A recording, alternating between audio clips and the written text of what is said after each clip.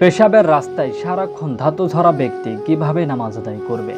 যদি নামাজ পড়ার সময়টুকু পর্যন্ত ধাতু ঝরা থেকে মুক্ত হতে সক্ষম না হন, তাহলে আপনি মাজুর ব্যক্তি। আর মাজুর ব্যক্তির হুকুম হলো একটি নামাজের জন্য একটি অজুই যথেষ্ট।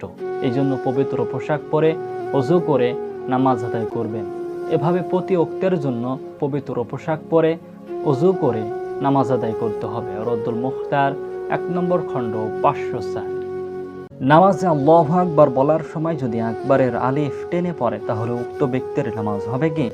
উক্ত ব্যক্তির নামাজ হবে না। যদি ইচ্ছাকৃত করে তাহলে কুফরি হবে, আর অনিচ্ছায় করলে নামাজ নষ্ট হয়ে যাবে। পুনরায় নামাজ আদায় করতে হবে। ফতোয়া হিন্দিয়া 1 নম্বর খণ্ড 68। সেজদায় গিয়ে যদি উভয় পা জমিন থেকে উঠিয়ে রাখা হয় তাহলে নামাজ হবে কি? যদি সেজদার সময় উভয় পা কিছু সময়ের জন্য হলেও জমিনে না রাখা হয় তাহলে সেজদা হবে না, নামাজ নষ্ট হয়ে যাবে। কিন্তু যদি সেজদার সময় উভয় পা কিছু সময়ের জন্য হলেও জমিনে রাখা হয়, পরবর্তীতে তা উঠিয়ে ফেলা হয়, সেক্ষেত্রে নামাজ মাকরুহ হয়ে গেলেও নামাজ শুদ্ধ হয়ে যাবে। ফতোয়া মাহমুদিয়া 11 খণ্ড 80। আজান ছাড়া মসজিদে জামাতে পড়লে তা আদায় হবে কি? ভুলে আজান ছাড়া মসজিদে জামাতে নামাজ পড়লে নামাজ হয়ে যাবে, কোনো সমস্যা নেই।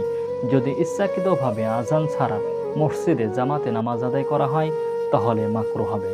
ফতোয়া হিন্দিয়া 1 নম্বর খণ্ড 54।